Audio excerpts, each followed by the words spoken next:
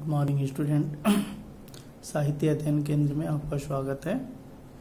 आज मैं कक्षा 12वीं का गद्य खंड का पहलवान की ढोलक नामक पाठ को पढ़ाऊंगा, जिसके लेखक फणीश्वर नाथ रेणु जी हैं। फणीश्वर नाथ रेणु की बहुचर्चित कहानियों में से एक पहलवान की ढोलक है।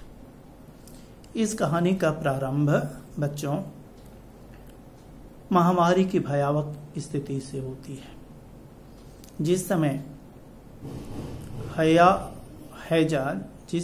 हैजा और प्लेग जैसी महामारी चारों तरफ फैली हुई थी, उस समय गांव के गांव साफ हो जाया करते थे। उस महामारी की भीषणता चारों तरफ फैली हुई थी। झोपड़ियों में लोग जब अपने दम को तोड़ देते थे तो उनके जो शुभ चिंतक होते थे, किसी तरीके से ले जा करके गंगा मैया की गोद में डाल आते थे, अन्यथा हरे राम हरे कृष्ण कह करके किसी तरीके से अपनी रात को बिताते रहते थे। ठीक उसी समय पहलवान लूटन सिंह रात्रि के भयावह स्थिति में भी यदि कोई साथ देता था, कभी नहीं डरता था, तो वह था पहलवान लूटन सिंह। रात्रि की विभीषिका में वह अपनी ढोलक को रात भर बजाया करता था, मानो गांव के जो लोग हैं उनको इस महामारी से लड़ने के लिए प्रेरित कर रहा हो, हिम्मत दे रहा हो। और जब वह अपनी ढोलक पर गिरधा, चटाक चटधा आदि जब वो ताल बजाता था तो सभी लोग चौकन्ने हो जाते थे। उस रात्रि की विभीषिका को, निस्तब्धता को यदि चीरने का कोई कार्य करता था तो वह पहलवान की ढोलक थी। धीरे धीरे धीरे धीरे समय बीतता गया।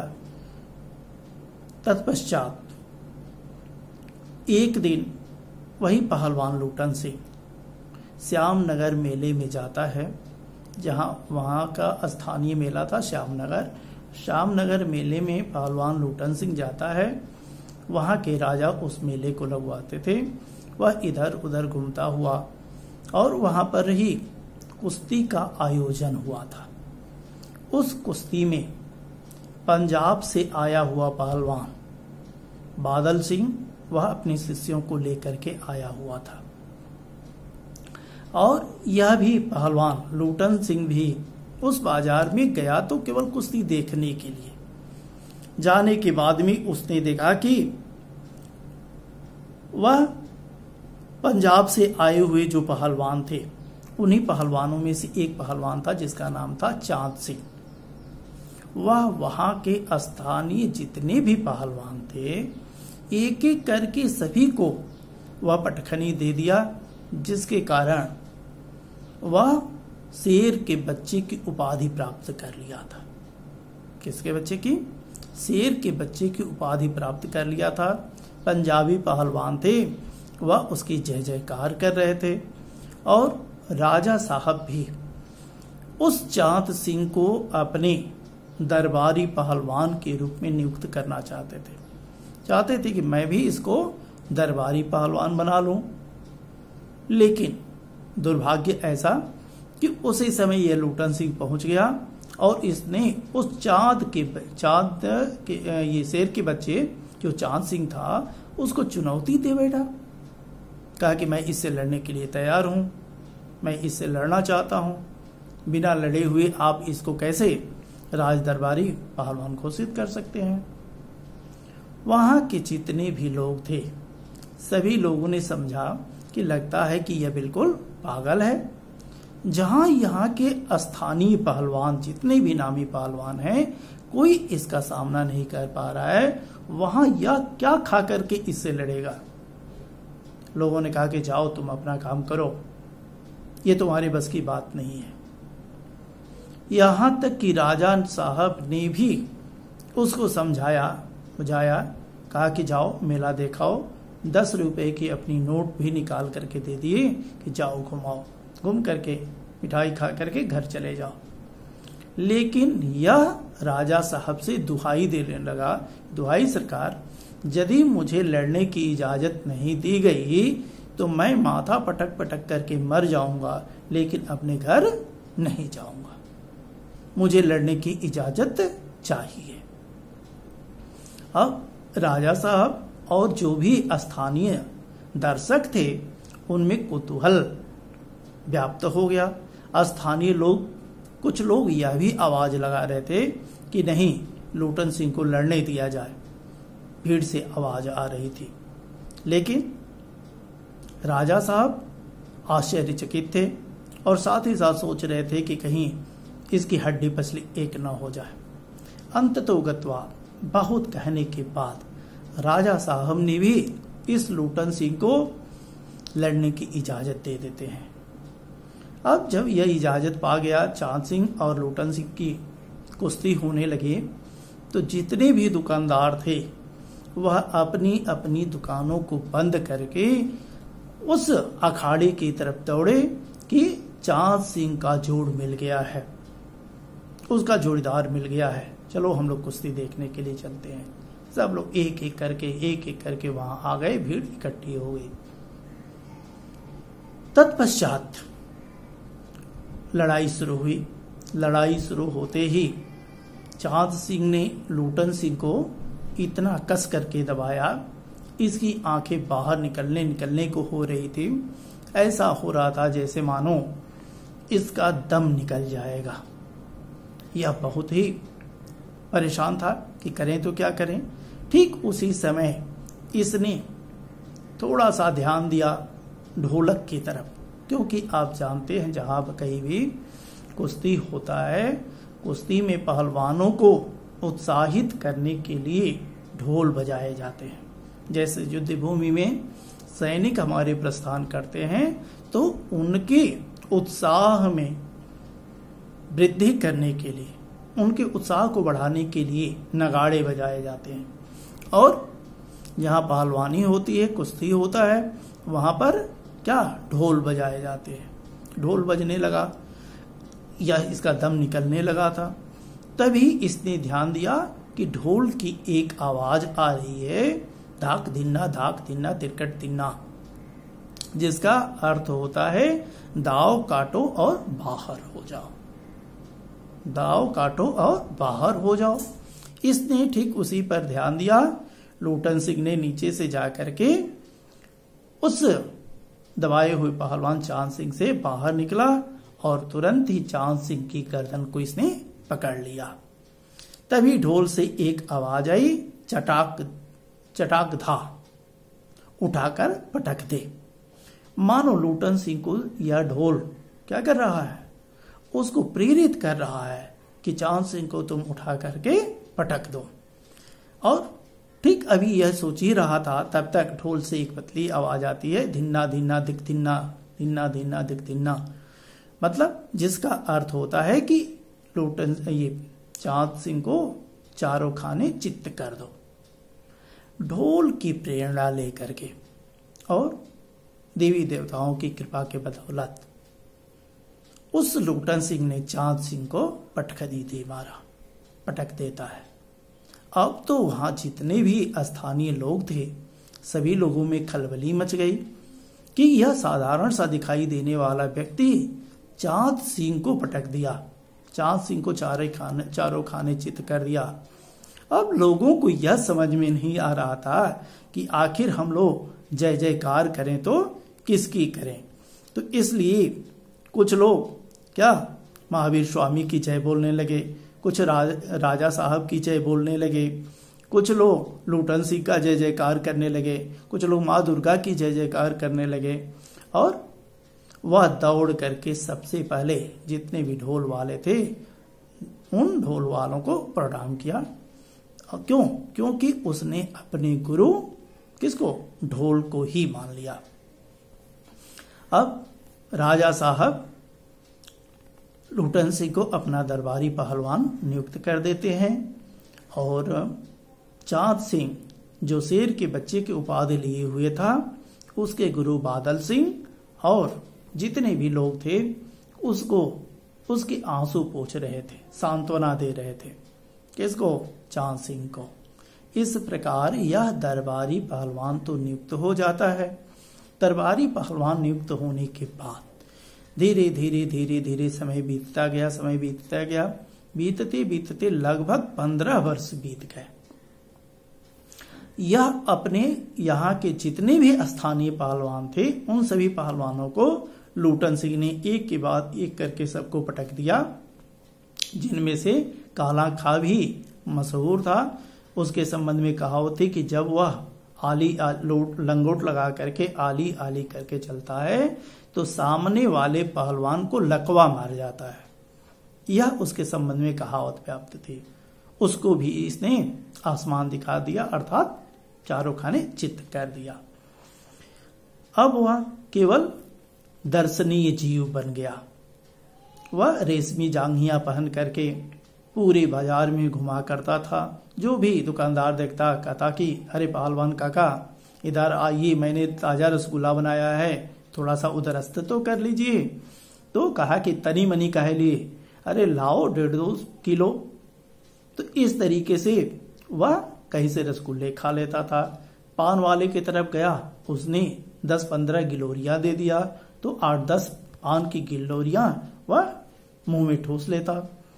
इस तरीके से पूरे दिन तक वह घूमता रहता, बच्चों के जैसे हरकत करता, सीटी बजाता, केवल दर्शनीय जीव बन करके रह गया था। उसकी आजीविका बड़ी मस्ती से चलने लगी।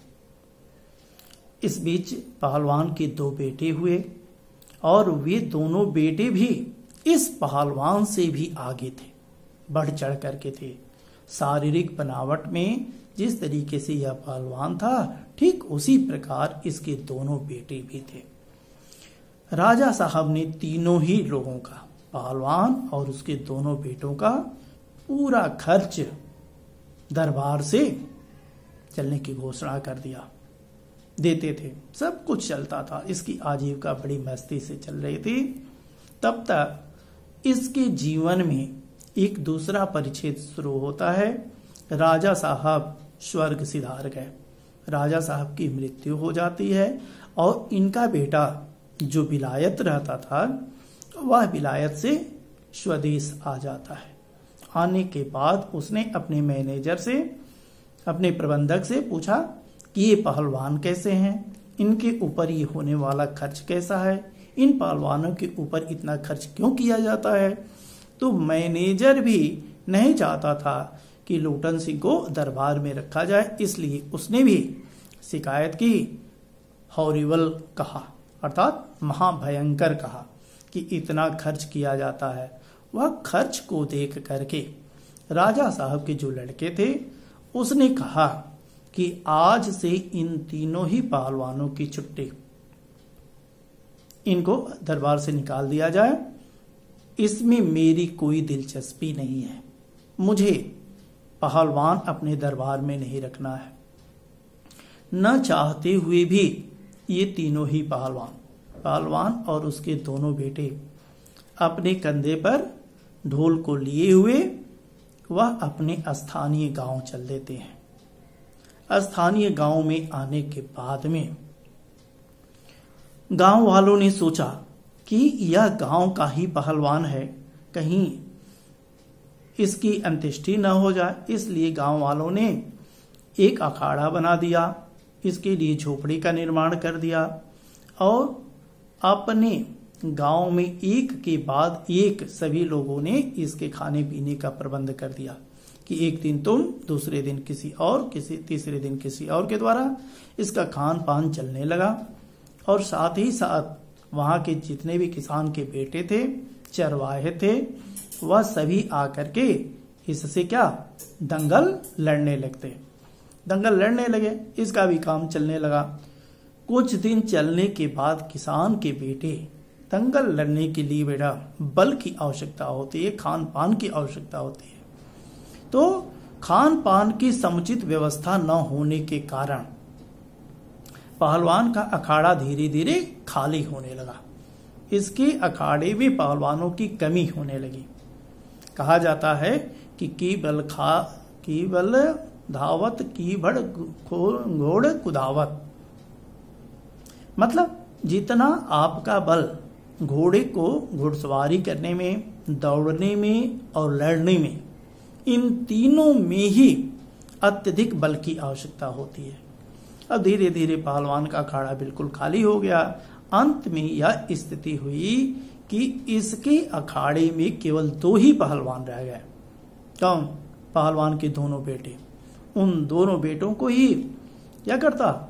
वह कुश्ती सिखाता, दांवपेच सिखाता और हमेशा नसीहत देता कि कभी भी अखाड़े में जब तुम लड़ने के लिए जाना तो हमेशा अपना ध्यान ढोल की तरफ रखना, ढोल को ही अपना गुरु मानना, क्योंकि मेरा गुरु कोई और नहीं, मेरा गुरु केवल ढोल ही था। इस तरीके से सब कुछ स्थिति ठीक ही चल रहा था कि तब तक पहलवान एक दिन ऐसी स्थिति आती है कि पहलवान के दोनों बेटे वह भी स्वर्ग सिधार गए। महामारी के चपेट में ये दोनों बेटे भी आ गए और पहलवान उनके बाद भी अपने दोनों बेटों को सुला करके ढोल बजाता रहा और उस दिन उसने श्यामनगर के राजा साहब की दी हुई जांघिया को, रेशमी जांघिया को पहना। उसके बाद में मिट्टी को अपने शरीर पर मला, थोड़ा सा कसरत किया और कसरत करने के बाद में दोनों बेटों को कंधों पर उठा करके वह गंगा माँ की तरफ चल दिया। गंगा माँ में अपने दोनों बेटों को क्या फेंक करके, अर्थात जल समाधि करके, जल प्रवाह करके ये लौट आता है और आ करके एक ऊंचा चबूतरा था जिसको गांव देहात में जैसे तालाब होता है, तालाब के किनारे ऊंचा स्थान होता है, भीटा इत्यादि कहते हो, तो उस ऊंचे स्थान पर बैठ करके अपना ढोल बजाने लगा। बजाते एक दिन रात्रि की विभीषिका में गांव वालों ने, ये प्रतिदिन रात को बजाता था, लेकिन एक दिन गांव वालों ने देखा कि कोई आवाज आज सुनाई नहीं दे रही है। इसका कारण क्या हो सकता है? अंत में गांव वालों ने जाकर के वहां देखा तो देखा कि हम ये पहलवान भी चित्त पड़ा हुआ है। अब उसके बाद में एक के बाद एक लोग वहां इकट्ठा होने लगे। इकट्ठा होते स्थिति यह हुई कि उनके सिखाए हुए कुछ शिष्य भी वहां आ जाते हैं और शिष्यों ने कहा कि हमारे गुरुजी हमेशा ये बात कहा करते थे कि जब मेरी मृत्यु हो जाए, मैं स्वर्ग सिधार जाऊं, उस समय चिता पर मेरी लाश को रखना, तो रखते वक्त पीठ के बल पर चिते पर सुलाया जाए, कभी चित न सुलाया जाए, अर्थात मुख ऊपर न किया जाए। जैसा आप जानते हैं कि हर एक शव को जब सुलाया जाता है तो मुख ऊपर किया जाता है, लेकिन इसने कहा था, अर्थात पीठ नीचे होती है, पेट ऊपर होता है, लेकिन इसने कहा था कि पेट नीचे किया जाए और मेरी पीठ को ऊपर किया जाए। क्यों? कारण क्या था? कारण यह कि वह जीवन भर कभी किसी से परास्त नहीं हुआ और अंतिम समय में भी वह परास्त नहीं होना चाहता था, हारना नहीं चाहता था, जिसके कारण उसने अपने शिष्यों से इस बात को कहा था। और उसके शिष्यों ने वहां जितने भी लोग उपस्थित थे, जन समुदाय उपस्थित था, उसमें उन सभी लोगों ने इस बात को बताया और वैसे ही अंत्येष्टि कर दिया गया। यही कहानी है आपका पहलवान की ढोलक। इस चैप्टर से एक नसीहत मिलती है कि किस तरीके से राजनीतिक षड्यंत्र व्यक्ति का बंटाधार कर देते हैं। राजनीतिक षड्यंत्र का व्यक्ति किस तरीके से शिकार हो जाता है, और यह आपके सीबीएसई बोर्ड में बहुत ही इंपॉर्टेंट प्रश्न करके पूछता है और लगभग हर बार कहीं न कहीं घुमा फिरा करके इस प्रश्न को पूछता है कि किस तरीके से राजनीतिक षड्यंत्र व्यक्ति का बंटाधार कर देते हैं। जिस समय पहलवान की नियुक्ति हो रही थी उस समय भी मैनेजर नहीं चाहता था कि इसकी नियुक्ति राजा के दरबार में हो, जिसके कारण उसने षड्यंत्र किया। क्यों? क्योंकि नए जो आए हुए राजा थे उनको सबसे पहले भड़काया, दरबार से निकलवाया, और दरबार से निकालने के कारण इस पहलवान की आजीविका समाप्त हो गई और कहीं न कहीं यह मृत्यु का कारण बना। इस चैप्टर में 2-3 बातें, एक तो यह, दूसरा कि किस तरीके से महामारी की विभीषिका चारों तरफ व्याप्त होती है, और इस समय महामारी के लिए क्या बताना है, इस समय तो आपको ही देख रहे हैं कि किस तरीके से एक महामारी पूरे देश, क्या पूरे विश्व को परेशान करके रख दी है। तो यही चैप्टर है आपका बेटा पहलवान की ढोलक। इस चैप्टर का जो अर्थ ग्रहण संबंधी प्रश्नोत्तर बनता है, इंपॉर्टेंट प्रश्न बनता है, इसको मैं वीडियो के अगले अंक में आपके यहाँ तक प्रेषित करूंगा। धन्यवाद।